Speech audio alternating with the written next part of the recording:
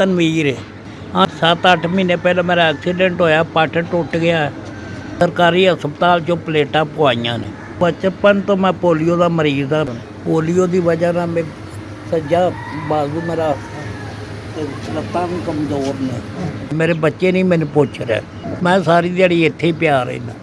ਹਾਂ ਮੈਂ ਪੋਲੀਓ ਦੀ ਵਜ੍ਹਾ ਨਾਲ ਨਹੀਂ ਚੱਲ ਸਕਦਾ, ਨਾਲ ਹੀ ਮੇਰਾ ਐਕਸੀਡੈਂਟ ਹੋ ਗਿਆ ਜੀ। ਪਹਿਲੋਂ ਮੈਂ ਐਕਸੀਡੈਂਟ ਤੋਂ ਪਹਿਲੋਂ ਕਾਰ ਪਾਰਕਿੰਗ 'ਤੇ ਬਹਿੰਦਾ ਸਾਂ ਅਤੇ ਉੱਥੇ ਮੈਨੂੰ ਕੋਈ ਖਰਚਾ ਪਾਣੀ ਸ਼ਾਮ ਨੂੰ ਮਿਲ ਜਾਂਦਾ ਸੀ। ਗੱਡੀਆਂ ਦਾ ਧਿਆਨ ਧੂਨ ਰੱਖੀਦਾ ਸੀ। ਮਾੜਾ ਵਾਂ ਅਤੇ ਕੋਈ ਆਸਰਾ ਨਹੀਂ ਮੇਰੇ ਕੋਲ। ਮੈਂ ਮਿਹਨਤ ਕਰਨਾ, ਮੇਰਾ ਕੁਝ ਸੋਚੋ।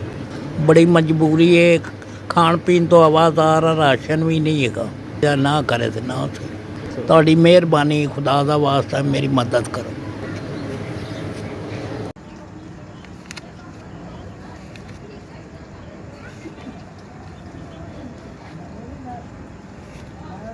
ਪੰਜ 5,000 ਅੱਲਾਹ ਤਾਲਾ ਤੁਹਾਡੇ ਅਦਾਰੇ ਦੀ ਖੈਰ ਕਰੇ। ਮੇਰੇ ਗਰੀਬ ਦੀ 5,000 ਦੀ ਮਦਦ ਕੀਤੀ। ਮੈਂ ਤੁਹਾਡੇ ਅਦਾਰੇ ਦਾ ਬਹੁਤ ਸ਼ੁਕਰਗੁਜ਼ਾਰ। ਮੇਰੀ ਖੈਰ ਕਰੋ। ਮੇਰੀ ਦੁਆ ਹੈ ਤੁਸੀਂ ਇੰਨੀ ਗਰੀਬਾਂ ਦੀ ਮਦਦ ਕਰਦੇ ਰਹੋ। ਘੱਲਿਆ ਮੇਰੇ ਕੋਲ 5,000 ਪਹੁੰਚ ਗਿਆ। ਮੈਨੂੰ ਤਾਂ ਇੰਨੀ ਉਮੀਦ ਨਹੀਂ ਸੀ ਕੋਈ ਮੇਰੀ ਮਦਦ ਕਰੇਗਾ।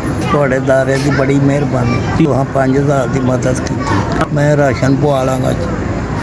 ਮੇਰੇ ਦਾ ਬਹੁਤ ਸ਼ੁਕਰੀਆ। ਤੁਹਾਡਾ ਘੱਲਿਆ 5,000 ਮੇਰੇ ਕੋਲ ਪਹੁੰਚ ਗਿਆ।